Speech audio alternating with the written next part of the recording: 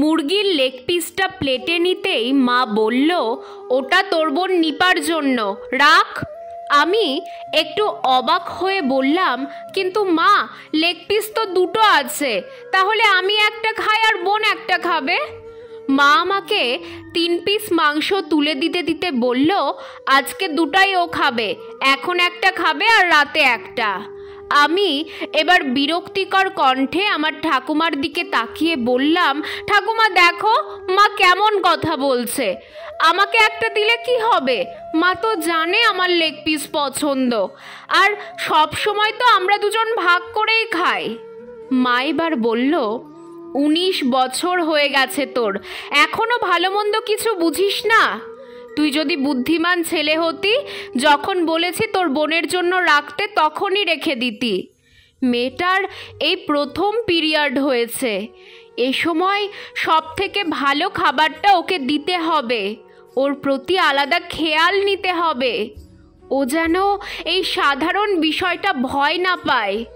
কাল রাতে ভয়ে কিচ্ছু খায়নি মেয়েটা, আমাকেও বলেনি। সকালে যখন আমার কাছে এসেছে, ওর মুখ চোখ দেখে আমি অবাক হয়ে গেছি। মেয়েটা সারা রাত ঘুমোয়নি ভয়ে। এই সময় আমাদের সবার উচিত ওকে খুশি রাখা, ওকে সাপোর্ট করা, ওকে বোঝাতে হবে এটা একটা সাধারণ বিষয়, লজ্জা বা ভয়ের কিছুই নেই এখানে। মায়ের কথা শুনে বুঝতে পারলাম ভুলটা আমারই হয়েছে।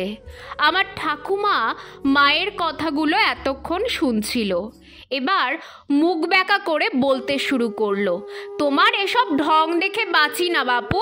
বলি যে, আর কি মাংস ছিল না? একটা মুরগির রানের জন্য তুমি আমার নাতিটাকে এত কথা শোনালা?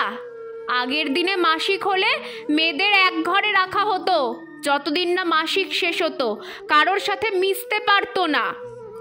কিন্তু এখন যত দিন যাচ্ছে তত ঢং বাড়ছে মানুষের, ওই জন্যই তো মেয়েদের এখন এত রোগ পোকা বাসা বাঁধে শরীরে। আর ভালো খাবার দাবার সবসময় ছেলেকে খাওয়াও, ছেলেরা সারাদিন বাইরে কাজ করবে, ছোট থেকে ভালো খাবার না দিলে গায়ে শক্তি পাবে কি করে? মেয়ে মানুষকে এত আদর করে লাভ কি? আজকে বিয়ে দিলে কালকেই তো পরের ঘরে চলে যাবে। মেয়ে তো তোমাকে কিছু দেবেও না, উল্টে মেয়ের বিয়ের সময় তোমাকেই গাদাগুচ্ছেক জিনিস দিতে হবে। মনে রেখো, শেষে কিন্তু ছেলেই রোজগার করে তোমাকে খাওয়াবে। আমার মাকে দেখলাম আমার ঠাকুমার কথা শুনে হাসছে। এবার হাসি থামিয়ে বলল, মা, আমার কাছে আমার ছেলে মেয়ে দুজনেই সমান। এই ডিজিটাল যুগে এসে যদি আমি আমার মেয়ের অসুস্থতার সময়ে চিকিৎসা না দিয়ে ঘরে বসিয়ে রাখি, তাহলে আমি কেমন মা? আর এটা একটা সাধারণ বিষয়, কিন্তু খেয়ালটা এই সময়ে বেশি রাখতে হয়। আপনি একটু ভেবে দেখুন তো মা, যেখানে একটু রক্ত দেখলেই এই বয়সে বাচ্চাদের মাথা ঘোরে, সেখানে ও নিজের প্রথম শরীরের এই অবস্থা দেখছে, তাহলে ওর মানসিক অবস্থা কেমন হয়েছে? ছেলে রোজগার করে খাওয়াবে বলে মেয়েকে অবহেলা করব? এ কেমন নিয়ম?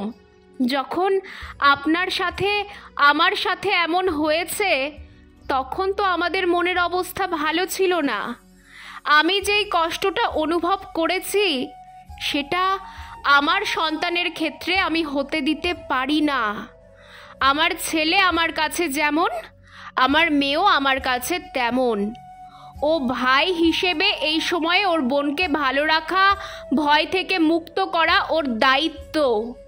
ঠাকুমা মায়ের কথা শুনে আর কোনো কথা বলছে না, টেবিল থেকে উঠে ঘরে চলে গেল। আমিও উঠে বাইরে গেলাম। বাইরে থেকে ফিরে এসে দেখি বোন পেটে হাত দিয়ে ভাত খাচ্ছে। আমি ওর পাশে বসে ওকে বললাম, চিন্তা করিস না বোন, এটা খুব সাধারণ বিষয়, ভয় পাওয়ার কোনো কারণ নেই এখানে, ঠিক হয়ে যাবি। ও খাবার খেতে খেতেই আমার হাত ধরে কান্না করে দিল।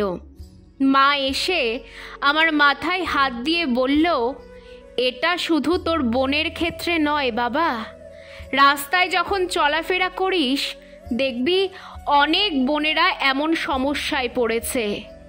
তখন লজ্জা ভয় দূর করে তার পাশে দাঁড়ানোটাই আসল পুরুষের পরিচয়।